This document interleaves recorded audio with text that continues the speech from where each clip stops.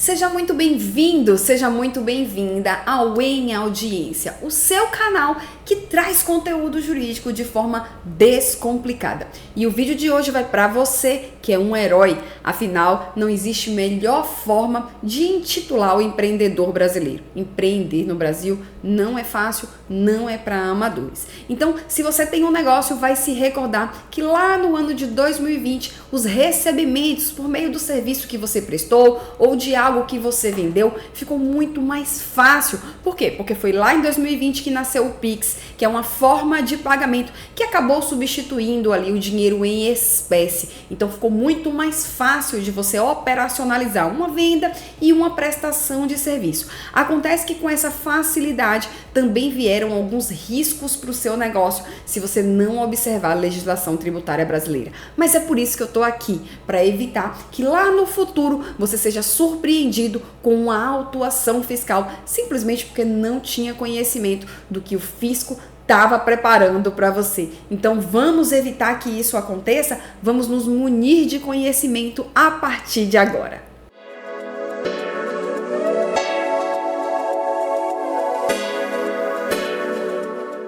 Olha, tem dois marcos de data que eu queria começar aqui destacando para vocês, tá? O ano de 2020, que a gente até já falou aqui na introdução, que foi quando nasceu o Pix, e o ano de 2022, que é quando nasceu o convênio número 50 de 2022, publicado aí pelo Confins, que é como se fosse uma grande câmara que reúne todos os estados brasileiros e deliberam sobre a legislação tributária, tá bom? Então essas duas datas são bem importantes. Vamos começar em 2020. O fisco, a partir dessa data, quando vocês começaram a transacionar, a receber pagamentos por meio do Pix, o fisco estadual, ele ainda não tinha acesso às informações que vocês ali acabavam transacionando, que nós acabávamos transacionando, né, de forma automática, quando a forma de pagamento ela era Pix. E por que eu tô falando isso? Bom, porque quando você recebia via cartão de crédito, o fisco estadual ele já tinha conhecimento de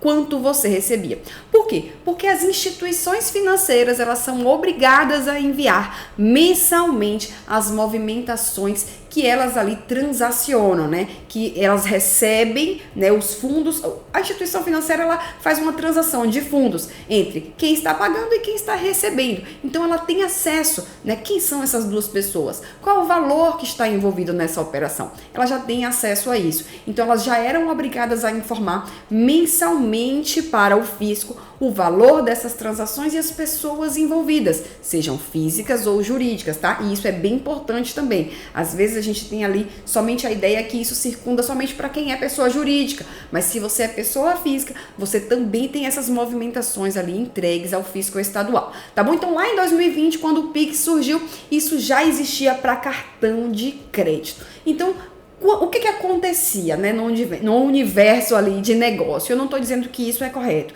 Eu estou dizendo o que eu já observei isso, né, de forma empírica, aí, inclusive com clientes, com amigos. Então, eu não estou dizendo que isso é correto, mas o que acontecia? O empreendedor, ele somente declarava ao fisco, somente emitia nota fiscal daquilo que ele recebia via cartão de crédito. Então, o que ele recebia via espécie, em dinheiro vivo, ele não declarava. E aí pagava, obviamente, um tributo menor, né? O valor do tributo, do imposto que ele ia pagar mensal, ficava menor porque ele não declarava uma parte do valor, que era justamente os valores que eles recebiam via espécie. Esse o fisco não tinha acesso. Como é que ele ia saber? Quem pagou quanto para quem? Se ninguém informava nada, diferente do cartão de crédito, que é obrigado a informar mensalmente. Então, em 2020, veio o Pix e acabou substituindo, porque facilitou muito a vida, né? Essas transações em espécie. Então, automaticamente, você ia comprar alguma coisa em algum lugar, você já perguntava, aceita Pix?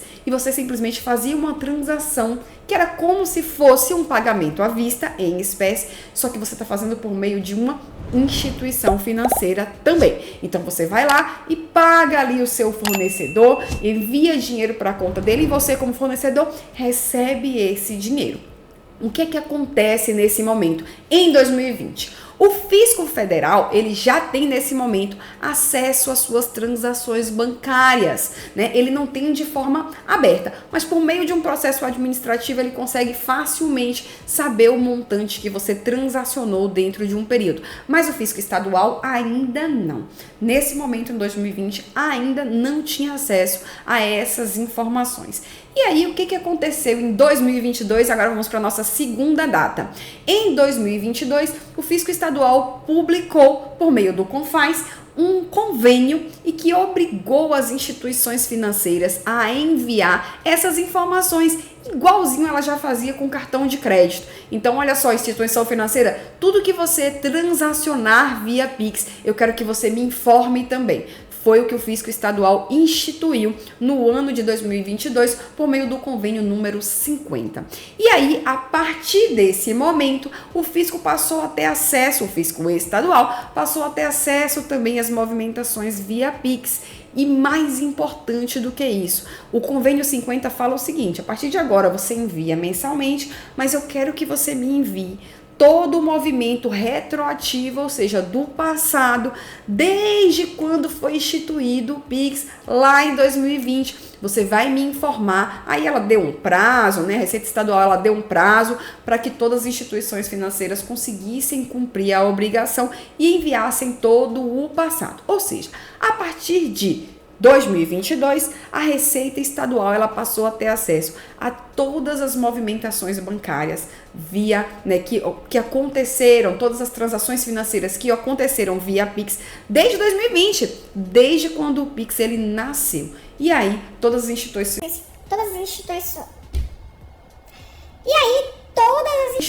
financeiras foram obrigadas a enviar todo esse volume de dados de forma retroativa. Ou seja, o fisco estadual ele já tem toda a sua movimentação desde quando você começou a operar via Pix. Mas o que é que aconteceu na prática? Na prática, muitos empreendedores ficaram aí com essa falsa sensação de que o recebimento via Pix teriam as mesmas condições do recebimento em espécie e continuaram sem declarar na sua receita os valores que recebiam nessa modalidade. Continuavam declarando somente os montantes recebidos por meio de cartão de crédito e os valores recebidos via Pix ficavam de fora, assim como já faziam com os valores que recebiam em espécie, em dinheiro vivo. Acontece que agora, com esse convênio número 50, o fisco estadual ele tem acesso a tudo o que você operou via Pix desde 2020 e até hoje. E tem muita gente que até hoje não está declarando aí os valores que recebe via Pix. Isso é um risco enorme para o seu negócio. Vamos lá, junto com esse convênio 50 que trouxe, né, junto com essas instruções de pedir para que as instituições financeiras enviassem a movimentação via Pix, o convênio 50 também disse o seguinte: olha só, para cada transação que você receber recurso via Pix, para cada entradinha ali na sua conta, né, de valores, deve existir uma nota fiscal respectiva. Ou seja, recebeu aí uma transação via Pix no valor de R$1.000. O que o fisco está falando? Você tem que ter uma nota fiscal de R$1.000 para justificar essa entrada e para que você recolha os tributos decorrentes dessa operação.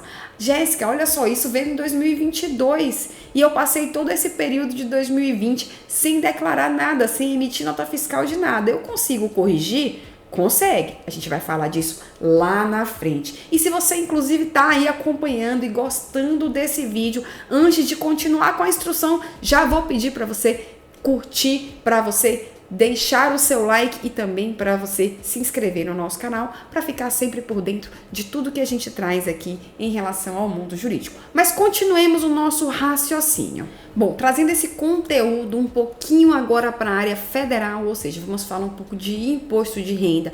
O que é importante você saber? Bom, já observei algumas vezes, sempre que eu transaciono, eu envio valores via Pix, que tem pessoas que mesmo que tenham CNPJ constituído, acabam recebendo esses valores na sua conta pessoa física. E qual é o risco disso? Qual é o problema disso? Bom, se você não é obrigado a pagar imposto de renda, né? Se você ali não tem uma outra renda enquanto pessoa física e acaba recebendo aqueles valores, se você ultrapassar o valor mensal do imposto de renda, então você acaba sendo obrigado a pagar esse tributo, que você não era. Ah, Jéssica, mas aí eu tenho que fazer uma soma grande para eu chegar nesse número. Eu, enquanto pessoa jurídica, eu já sou obrigado a pagar independente do montante. Ok, mas a alíquota para a pessoa física, ela é muito maior do que o da pessoa jurídica, principalmente as pessoas jurídicas que estão ali enquadradas no Simples Nacional, que pagam ali menos tributo. Então, quando você recebe enquanto pessoa física, você vai ficar sujeito a uma carga tributária de pelo menos 15%, caso você ultrapasse ali o primeiro limite da faixa de isenção, tá? Então isso é bem importante. Agora eu já vi mais do que isso. Eu já vi pessoas que são seletistas, ou seja, estão vinculadas a uma empresa, recebem valores todos os meses por ocasião deste trabalho que elas realizam nessa empresa e ainda assim recebem valores na pessoa física. O que ela está fazendo? Ela está aumentando a receita dela. Ela está fazendo com que o valor que ela já recebe ali da empresa que ela trabalha seja somado ao valor dos PIX que ela vai recebendo enquanto pessoa física. E vai somando e pode chegar inclusive na maior faixa do imposto de renda que nós temos hoje, a maior alíquota, né, da última faixa, que é de 27,5%, se ela não observar e acabar recebendo ali por ocasião de um serviço que ela preste ou de uma comercialização que ela realize, está recebendo na pessoa física. Então, esse é um risco muito grande quando a gente fala de tributo federal, porque você está somando ali nos seus recebimentos de pessoa física valores que são, na verdade, da pessoa jurídica e que poderiam estar sujeitos a uma carga tributária menor, né? Como eu falei, principalmente se você for aí optante do Simples Nacional. Quando você coloca isso na pessoa física, você aumenta a sua carga tributária. Engraçado que quando surgiu esse convênio 50 lá no ano de 2022, muitas pessoas falaram, né? Começaram a dizer, o Pix ele vai ser tributado, todas as vezes que você gerar um Pix, você vai ter que pagar tributo. Na verdade, não foi isso, tá? O que aconteceu? Esse convênio 50, ele surgiu como uma forma de fiscalizar as operações, porque muitas pessoas transacionavam e não estavam, né, como eu falei lá no começo, estavam achando que ainda era dinheiro em espécie e não estava colocando dentro do rendimento mensal da pessoa jurídica. Então esse convênio 50, ele veio para fiscalizar as operações comerciais, porque as operações que são tributadas, tá? Então ele veio para fiscalizar e garantir que a tributação aconteça. A sonegação fiscal no Brasil hoje ela é muito grande. Olha, segundo o Instituto Brasileiro de Direito Tributário, no ano de 2019, e eu estou trazendo 2019 porque o Pix ele foi instituído em 2020. No ano de 2019, a gente teve mais de 417 bilhões de reais que não foram declarados, né, que foram sonegados, melhor dizendo, né? Então, esse valor ele deixou de ir para os cofres públicos e acaba ali, né, trazendo um rombo muito grande. Olha, desse número, mais de 90 mil é referente ao ICMS. Isso corresponde a 1% do PIB. Então imagine ali, né, a falta de recurso que os estados estavam tendo lá em 2019, né, por conta dessa falta de fiscalização. Então por isso que surgiu esse convênio 50, para garantir que tudo que for transacionado via Pix tenha uma nota fiscal respectiva e sobre ela seja oferecida a tributação. E assim todos os valores realmente sejam recolhidos para os cofres públicos. Jéssica, você me prometeu lá no começo desse vídeo que você ia me dizer o que é que eu tenho que fazer, uma vez que desde então, desde a instituição do Pix, eu não declarei absolutamente nada, eu não emiti nota nenhuma referente a esses recebimentos via Pix. Bom, eu vou te dizer sim, mas se você ainda não deixou, aproveita, deixa o seu like e faz com que esse conteúdo chegue a mais pessoas, porque imagina, assim como você, existem tantos empresários que podem estar correndo riscos enormes simplesmente por não conhecer a legislação tributária. E cada vez que você curte e você se inscreve no nosso canal, esse conteúdo ele pode chegar para mais pessoas. Mas vamos lá, sem mais delongas. O que é que eu tenho que fazer, Jéssica? Bom, vamos lá. O que é mais caro quando você recebe um auto de infração? Muitas vezes não é nem o valor do tributo, porque o valor do tributo ele já era devido mesmo, você só não pagou. O mais caro é a multa. Você tem tanto a multa por infração fiscal quanto a multa de mora, ou seja, de demora no no pagamento do tributo. Imagine que lá, por exemplo, em janeiro de 2022, você deixou de declarar R$ 5.000 que você recebeu via Pix. Você teria que pagar um tributo ali, vamos supor, de R$ 500 sobre essa transação, né, que você não declarou. E aí você não pagou. Bom, esses R$ 500, eles precisam ser corrigidos. Afinal, ele era devido lá em janeiro de 2022. Isso se chama juros, né? Então, você vai corrigir o valor, porque você deveria ter pago isso lá em janeiro de 2022. Só que, além disso, você tem também uma multa, e ela pode chegar até 150% do valor devido. Então, imagine que era R$ 500 que você precisava pagar, você vai pagar R$ 500 de tributo, vamos supor que esse valor corresponda hoje a 600, né, numa correção de valor do dinheiro, mas você tem que pagar 150% de multa. Então você vai pagar R$ 1.500 somente de multa, sendo que o valor do tributo lá ficou mais ou menos 500, mais a correção ficou R$ 600. Então as multas, né, por infração fiscal, elas são muito vultosas, elas são altíssimas e a gente precisa correr delas. Como é que a gente faz nesse caso? Bom, é preciso abrir uma denúncia espontânea. Você mesmo vai chegar assim, ó, fisco, veja só, eu transacionei aqui via Pix em janeiro de 2022, né? Teve um valor, eu transacionei R$ 5.000 e tinha que pagar um tributo de R$ 500 por conta dessa transação. Não paguei, não emiti nota e eu estou te dizendo isso. Por isso, eu quero pagar o tributo somente com a correção monetária dele, somente com os juros que corrige o valor do tributo. Então, eu quero pagar, eu quero ficar regular e eu quero fazer isso. Então, você vai fazer isso por meio de uma denúncia espontânea. Obviamente, você vai ter que pagar o valor do tributo, tá? Só que você foge da multa de ofício, né, da multa da autuação fiscal e da multa de mora também, que pode chegar aí a 3 vezes o valor do tributo devido. Então é bem importante que, se você realmente transacionou e não declarou, corra, procure um profissional habilitado, procure um profissional de sua confiança, capacitado, para que ele providencie essa denúncia espontânea junto ao fisco para você. E evite que lá na frente todo o lucro que você ganhou nas operações que você vem realizando, ele seja consumido por meio de uma autuação fiscal.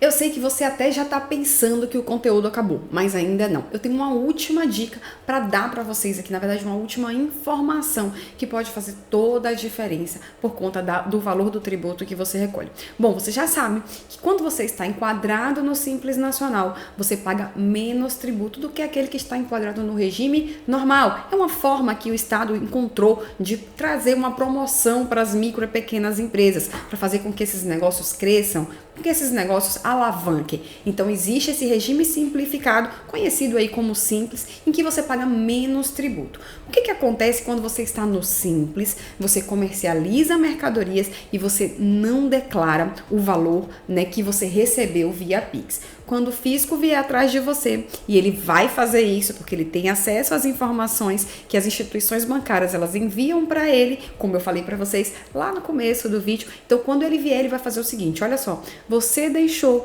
de declarar essa receita aqui em janeiro de 2022 de R$ 5.000, né? Se você tivesse no Simples, o valor do ICMS que você ia pagar, desses 500, que é o valor todo, né, do tributo, no nosso exemplo, né, seria R$ 100 de ICMS, desses 500, R$ 100 são ICMS, mas como você não pagou, como você não declarou, como você não fez denúncia espontânea, você vai ter que pagar esse tributo, o ICMS, pelo regime normal, ou seja, você não vai ficar sujeito à alíquota simplificada. Então o valor do ICMS, que seria de R$ 100, vai passar a ser, por exemplo, 300. E óbvio, eu tô falando valores aqui, né, sem fazer o cálculo, é só para você entender a lógica e a essência. Então você sai de um regime simplificado em que você tem uma alíquota muito menor e vai para o regime normal. E aí vai acabar pagando uma alíquota de ICMS muito maior. Aqui no estado da Bahia, por exemplo, a alíquota interna de ICMS é de 19%. Então você pode acabar saindo de uma alíquota ali,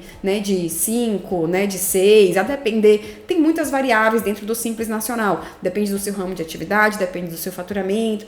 Já no regime normal, não, você sempre tem uma alíquota ali cheia, única, por exemplo, como eu falei aqui nas operações internas do estado da Bahia, de 19%, e você vai ter que pagar por essa alíquota e não mais dentro do regime simplificado. Então, se você não declarou a receita que você teve lá no passado, corre e faz isso para evitar que você tenha que pagar o tributo ainda maior do que você deveria se você tivesse pago lá na época em que você transacionou e recebeu por essa transação. O conteúdo da legislação tributária não acabou, mas o do vídeo sim, porque senão eu ficaria falando com vocês aqui por muito tempo sobre muita coisa que envolve essa questão das transações via Pix. Mas eu vou encerrar por aqui o vídeo, então se tem alguma coisa que eu não abordei e você quer saber, ou alguma coisa que eu falei e gerou algum tipo de dúvida, deixa aqui nos comentários que eu vou ter o maior prazer em responder você, tá bom? E obviamente não sai sem deixar o seu like e se inscrever no nosso canal, para que cada vez que a gente subir um vídeo novo, você ser notificado imediatamente e não perder nada, absolutamente nada, que envolve o mundo jurídico.